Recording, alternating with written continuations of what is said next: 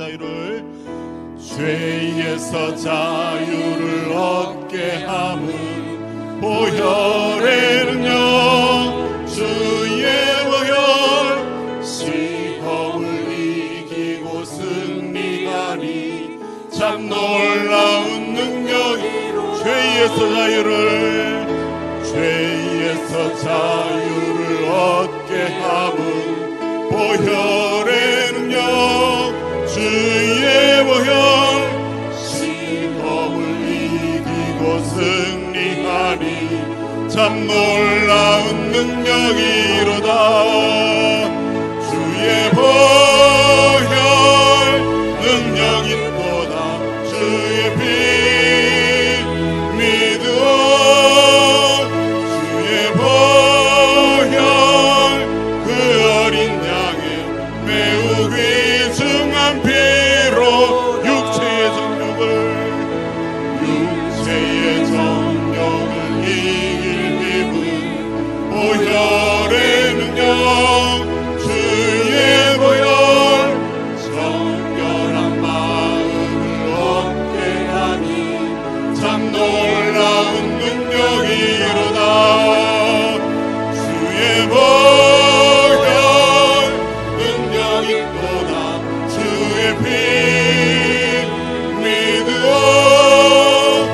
주의 보혈 그 어린 양의 매우 귀중한 피로 눈보다 더 희게 밝히는 것 보혈의 능력 주의 보혈 부정한 모든 것 밝히시니 참 놀라운 능력이로다. 주의 보혈 능력 있도다. 주의 피 믿으오. 주의 보혈 그 어린 양의 매우 귀중한 피로 구주의 복음을 전할 제목 보혈의 능력 주의 보혈 날마다 나에게 찬송 주니 참 놀라운 능력이로다. 주의 보혈 능력 있도다. 주의 피 믿으오. 주의 보혈 그 어린 양의 매우 귀중한 피로 주의 보혈 능력 있도다. 주의 피 믿으오. 주의 보혈 그 어린 양의 매우 귀중한 피로 살아계신 주 나의 참된 소망 걱정 근심 전혀 없네. 사랑의 손에 날 길을 더하니 내 모든 삶의 기쁨 늘 충만하니 주 하나님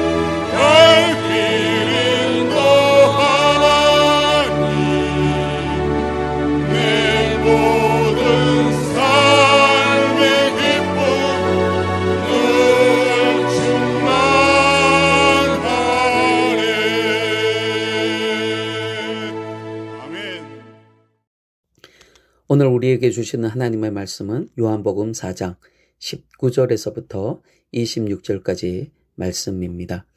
여자가 이르되 주여 내가 보니 선지자로소이다. 우리 조상들은 이 산에서 예배하였는데 당신들의 말은 예배할 곳이 예루살렘에 있다 하더이다. 예수께서 이르시되 여자여 내 말을 믿으라. 이 산에서도 말고 예루살렘에서도 말고 너희가 아버지께 예배할 때가 이르리라. 너희는 알지 못하는 것을 예배하고 우리는 아는 것을 예배하노니 이는 구원이 유대인에게서 남이라. 아버지께 참되게 예배하는 자들은 영과 진리로 예배할 때가 오나니 곧 이때라. 아버지께서는 자기에게 이렇게 예배하는 자들을 찾으시느니라. 하나님은 영이시니 예배하는 자가 영과 진리로 예배할지니라. 여자가 이르되 메시아 곧 그리스도라 하는 이가 오실 줄을 내가 아노니 그가 오시면 모든 것을 우리에게 알려주시리이다. 예수께서 이르시되 내게 말하는 내가 그라 하시니라. 아멘. 오늘은 요한복음 말씀을 가지고 영이신 하나님에 대해서 함께 나누어 보도록 하겠습니다. 제가 지난 시간에 사람의 가장 최고의 목적은 하나님을 영화롭게 하고 그를 영원토록 즐거워하는 것, 곧 하나님을 위한 삶을 사는 것, 그것이 인간의 목적이다라고 말씀드렸습니다. 그리고 그 목적을 이루기 위해서 하나님께서 가르쳐 주신 방법이 성경에 기록되어 있다. 성경은 어떻게 하면 우리가 하나님의 영광을 위한 삶을 살 수 있을지 가르쳐 주고 있다라고 또 이야기했습니다. 그래서 그 성경에서는 두 가지 내용을 기록하고 있는데, 하나는 우리가 하나님에 대해서 어떻게 믿어야 하는가 하는 것과, 그리고 하나님께서 사람에게 요구하시는 의무가 무엇인가 하는 이 내용이 바로 성경에 들어있는 두 가지 내용이라고 말씀드렸습니다. 그래서 오늘은 특별히 우리가 하나님에 대해서 믿어야 될 그 믿음의 내용이 무엇인지, 성경이 우리에게 무엇을 믿으라고 가르치고 있는지를 한번 몇 주간에 걸쳐서 살펴보려고 합니다. 그래서 오늘 첫 번째는 우리가 믿어야 될, 우리가 믿는 하나님은 어떤 분이신가 하는 것을 우리가 말씀을 두고 함께 살펴보도록 하겠습니다. 성경은 하나님에 대해서 말하고는 있지만, 그러나 우리가 알아야 될 것이 성경은 하나님을 증명하고 있는 것은 아닙니다. 성경은 하나님에 대해서 선포하고 있습니다.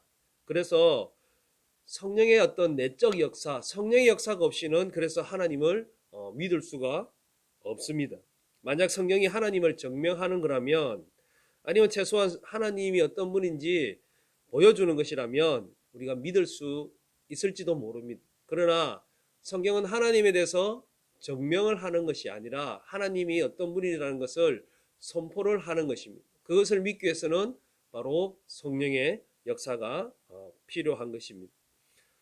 저도 성경도 마찬가지 하나님의 존재를 증명하지 않습니다. 성경이 말하는 하나님의 소리는 그것을 선포하고 그 말씀을 우리가 믿음으로 우리가 받아들이는 것입니다.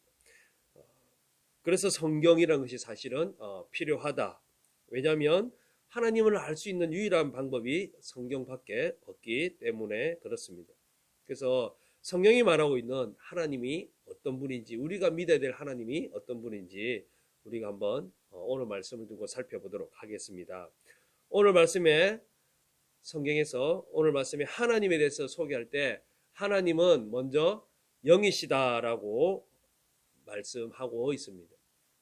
이것을 가르치신 분은 그 누구도 아닌 예수님께서 직접 하나님이 어떤 분인지 우리에게 가르쳐 주고 있습니다.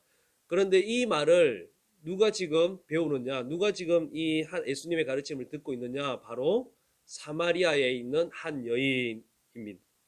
우리가 이 성경 바로 앞에 오면 예수님과 니고데모의 대화가 나옵니다. 그때도 예수님께서 말씀하시지만, 그러나 어떻게 보면 사회적으로 촉망받는, 사회적으로 존경받는 니고데모가 아니라 하나님께서는 예수님을 통해서 이 사마리아에 있는 이 여인, 한 여인에게 지금 하나님이 누구이신지를 지금 말씀하고 있습니다. 이것이 가지고 있는 의미는 무엇일까요? 사마리아는 우리가 잘 알다시피 같은 이스라엘 민족이지만 다른 이방인들과 피가 섞인 혼혈된 그런 혼혈족이라고 할 수 있습니다. 그래서 유대인들은 이 사마리아 사람들을 정말 이방인들보다 더 못한 존재로, 원수와 같은 그런 존재로 이 사마리아 사람을 대하고 있습니다. 그리고 예수님이 지금 이 사마리아 여인과 만나기 약 150년 정도 전에 유대 제사장들이 사마리아 사람들의 성전을 그냥 불로 태워버렸습니다. 너희들은 하나님께 예배드릴 자격도 없다. 그렇게 하면서 이 사마리아 성전을 불태워버리는 그런 사건도 있습니다. 그러니 유대인과 사마리아인들은 원수 중에 원수라고 할 수 있습니다. 그 중에 이 여인은, 사마리아인들 중에서도 이 여인은 5번이나 결혼한, 남편이 5이나 있는 그런 여인입니다. 유대율법에 결혼은 3번까지 허용이 가능합니다. 그런데 그 율법이 허용하고 있는 것을 훨씬 초과한 5번이나 결혼한 이 여인은 한마디로 이야기하면 인간 이하의 인간입니다. 인간 취급을 받지 못하는 그런 사람이라고 할 수 있습니다. 사마리아인에다가 거기다가 5번이나 결혼한, 율법이 허용하는 그 이상을 초과한 그런 인간 같지 않는 이 여인에게 지금 예수님은 하나님이 누구인지를 가르쳐 주고 있습니다. 이것이 의미하는 바가 무엇입니까? 바로 누구든지 이 사마리아인과 같이 정말 가장 하층의 사람이라 할지라도 하나님이 어떤 분이신지 알 수 있다. 또한 알아야 된다 하는 것을 가르쳐 주고 있습니다. 하나님이 누구인지 몰라도 될 사람은 아무도 없다. 그 누구든지 하나님이 어떤 분이신지 바르게 알아야 한다는 것입니다. 그런 여인에게 예수님은 하나님은 영이시다라고 이야기하고 있습니다. 하나님이 영이시다라는 이 말의 완전한 의미를 우리는 사실은 알 수가 없습니다. 파악할 수가 없습니다. 단지 우리가 부분적으로 성경이 말하는 바를 알 수 있을 뿐입니다. 하나님은 영이시다라는 이 의미를 요한은 하나님은 사랑이시다, 혹은 하나님은 빛이시다 이렇게 표현하기도 합니다. 그러나 중요한 것은 우리가 어쨌든 하나님 영이시라는 이 말의 의미를 완전하게 알 수는 없다. 그러나 최소한 우리가 아닌 것을 알 수 있다. 하나님은 어떤 물질적인 것이 아니다. 하나님 어떤 조건에 구애받는 그런 존재는 아니시다. 하나님은 시간과 공간에 구애받지 아니하시고 또한 몸도 없으시고 그리고 그래서 제한도 없으시는 그런 존재다 하는 것을 우리가 예측해 볼 수는 있습니다. 그래서 하나님께서는 자기의 형상을 만들지 말라고 십계명에게 이야기하셨습니다. 왜냐하면 하나님은 영이시기 때문에 어떤 형상이나 어떤 물질의 어떤 모양을 가지고 계시는 분은 아니다. 그 어떤 걸로서도 하나님을 표현하거나 형상화시킬 수 없는, 하나님은 영적인 존재이기 때문에 그래서 하나님께서 십계명에 아무 형상도 만들지 말라고 그렇게 이야기하고 계십니다. 그래서 이 영이신 하나님께서 우리에게 원하시는 것은 뭐냐? 하나님은 영과 진리로 예배받기를 원하신다. 그게 사마리아 여인에게 가르치신 예수님의 말씀이십니다. 하나님은 영이시기 때문에 하나님은 영과 진리로 예배받기를 원하신다는 것입니다. 다른 말로 하면 어떤 외적인 조건이나 어떤 외적인 모양이 아니다는 것입니다. 사마리아 여인이 이 산에서 예배할까요? 아니면 예루살렘에서 예배할까요? 어느 산에서 예배하는 것이 하나님 뜻입니까? 라고 물을 때 예수님께서 이 산도 아니고 저 산도 아니다. 하나님은 그런 어떤 조건, 외적인 것들, 그런 모양에 구애받지 않으시는 영이시기 때문에 하나님께서 그런 것들에서 하나님은 좌우되지 않는다. 그렇다면 하나님께서 원하시는 건 뭐냐? 영이신 하나님께서 원하시는 것은 바로 영과 진리로 예배 받는 것. 우리가 영과 진리로 하나님께 예배 드리는 것을 원하고 있다는 것입니다. 그 예배의 방식에 대한 내용입니다. 우리가 예배당에 앉아 있다고 예배를 다 드린 건 아니다. 예배당에 앉아 있다고 하지만 그러나 우리의 마음이, 우리의 생각이 저 딴 곳에 가 있다면 그것은 진정으로 하나님께 예배 드린 것이 예배 드린 자세가 아니라 할 수 있습니다. 그러나 지금 집에서 이렇게 가정에서 온라인으로 예배 드린다고 이것 또한 예배가 아닌 것 아니다. 우리가 가정에서 온라인으로 예배드리지만 우리가 하나님께서 원하시는 바른 방식으로 영과 진리로서 예배하면 그게 바로 하나님께서 받으시는 예배가 된다 하는 것입니다. 왜냐하면 하나님은 영이시기 때문에 어떤 물질이나 장소나 그런 공간이나 그런 시간이나 이런 것을 하나님께서 구애받지 않으신다. 하나님께서 가장 중요한 영과 진리로 드리는 예배, 그게 하나님께서 중요하게 생각하시는 예배다 하는 것입니다. 그렇다면 우리가 하나님께 예배를 드릴 때 영과 진리로 예배를 드려야 되는데, 그럼 어떻게 하나님께 우리가 예배를 드려야 되느냐? 먼저 하나님은 영이시기 때문에 우리 또한 하나님께 나아갈 때는 영으로 나가야 됩니다. 우리도 영으로 하나님께 예배를 드려야 한다는 것입니다. 하나님의 영과 우리의 영이 서로 교통하는 거죠. 우리가 목사님이 예배 끝날 때 축도를 합니다. 그 축도 가운데 성령의 교통하심이 이렇게 복을 선포합니다. 이건 사실은 엄청난 선포입니다. 어거스틴이라는 신학자는 이것을 두고 인간이 신격화되었다. 인간이 신이 된 것이다. 인간이 신이 된 것과 똑같다. 이렇게 말하고 있습니다. 왜냐하면 하나님은 신이신데 그 신이신 하나님과 인간을 우리가 교통하려면 우리가 신격화, 신과 같은 존재가 되어야지만 하나님과 교통할 수 있다는 것입니다. 그만큼 우리의 존재가 예배드릴 그때에 우리가 하나님과 엄청난 그런 일들이 일어나고 있다는 거예요. 그것을 성경에서는 하나님의 형상이라고 말하기도 합니다. 어쨌든 하나님은 우리를 예배할 수 있는 존재, 곧 영적인 존재로 만드셨고 우리가 영과 영으로서 하나님과 교통할 수 있다는 것, 그것은 정말 엄청난 일이라고 할 수 있습니다. 그것은 하나님께서 만드신 모든 피조물 중에 유일하게 인간만이 누릴 수 있는 인간의 특권이다. 그 인간들 중에 특별히 하나님께서 부르시는 하나님의 백성들만 누릴 수 있는 특권이다 하는 것. 그래서 하나님은 영이신 하나님께서 영으로 우리가 예배드리기를 원하신다는 거예요. 그런데 어떤 방식으로 예배를 드려야 되느냐? 먼저 진리로 예배를 드려야 한다. 진리로 예배를 드려야 된다는 것은 어떤 의미입니까? 바로 우리의 진리시자, 우리의 길이시자, 우리의 생명이신 예수 그리스도로 예배를 드려야 한다는 것입니다. 성경은 그 누구도 예수를 통하지 않고서는, 예수를 거치지 않고서는 절대 하나님께 갈 수 없다.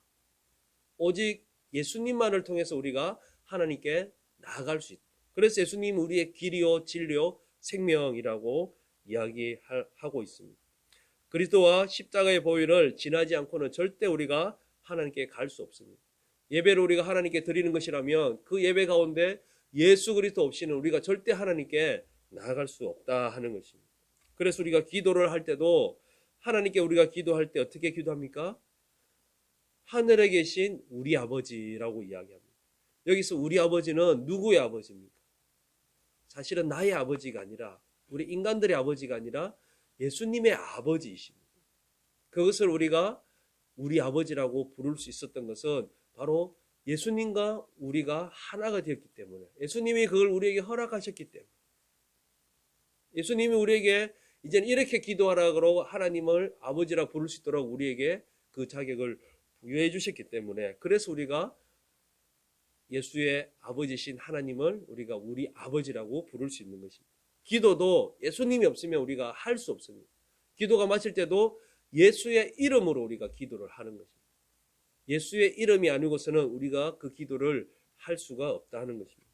그래서 우리가 예배를 드릴 때는 진리 대신 진리의 계시이신 예수님을 통하여서 우리가 예배할 수 있다 하는 것입니다.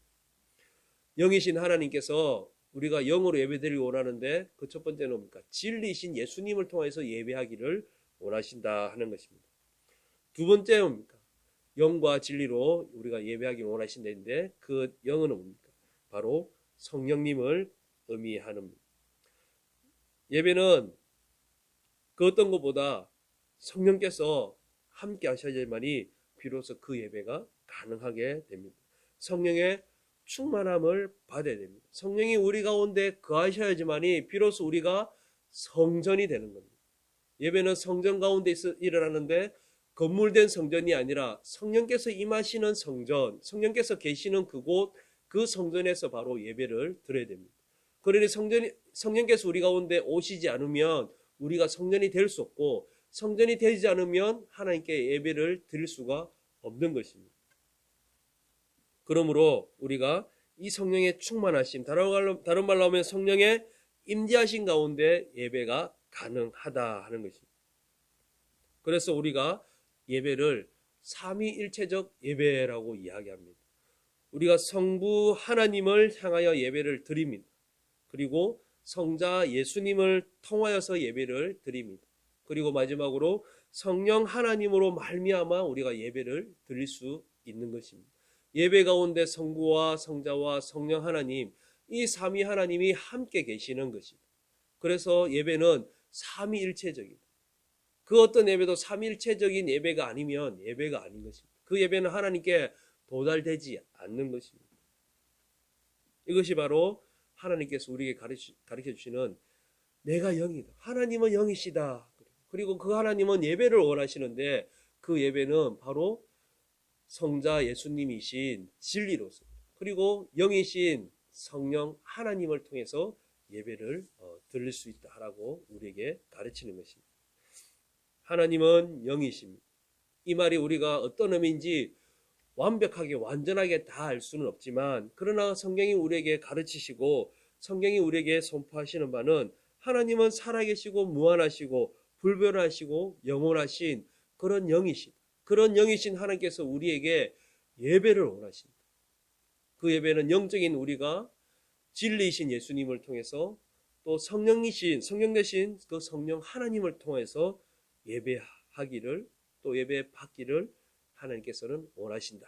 그렇게 가르치고 있습니다. 그것이 우리가 하나님에 대해서 믿어야 될 첫 번째 내용입니다. 우리 말씀을 정리하겠습니다. 하나님은 영이십니다. 그리고 그 영이신 하나님께 우리 또한 영으로서 교통하고 소통하는 예배를 드립니다. 그리고 그 예배는 반드시 성자 예수님을 통하여서 성령 하나님으로 말미암아 나아가야 비로소 그 예배가 하나님이 기뻐 받으시는 예배가 될 수 있다.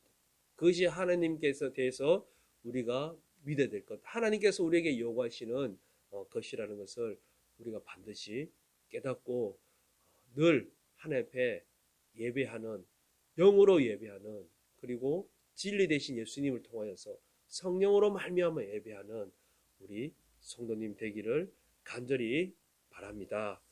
우리 이 시간 함께 다 같이 기도하는 시간을 가지도록 하겠습니다.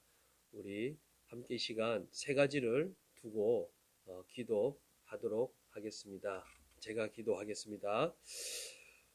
신실하신 하나님, 지금까지 당연하게 누리며 살았던 이 모든 것이 하나님께서 주신 은혜의 선물이었음을 고백합니다. 이제부터 우리 삶의 모든 것에 감사하며 하나님의 은혜를 기억하며 살아가게 하옵소서. 그동안 일상의 삶을 우리 자신의 힘과 지혜로 해결하며 살려 했던 것을 고백합니다. 이제는 인간의 생각과 계획을 내려놓고 이 세상과 우리의 삶을 다스리시는 하나님을 바라보며 하나님의 계획과 뜻에 순종하며 살게 하옵소서. 말에나 일에나 오직 그리스도 예수의 이름으로 하게 하옵소서. 이 시간 교회를 위해서 기도합니다. 우리 교회가 하나님의 나라를 위해 더욱더 헌신하며 하나님께 쓰임받는 교회가 되게 하옵소서. 하나님이 기뻐하시는 일을 감당하게 하시고 모든 성도들이 주를 향한 사랑과 헌신, 기쁨으로 동력하게 하옵소서. 코로나19의 어려움 가운데서도 복음의 능력으로 사역들을 온전히 감당하게 하옵소서. 전도를 통해 죽어가는 영혼을 주께로 인도하며 생명 살리는 구원의 역사를 이루어가게 하옵소서. 세 번째로 성도들을 위해 기도합니다. 성도들의 가정, 친척, 일터에서 코로나19에 걸리지 않도록 지켜보아여 주옵소서.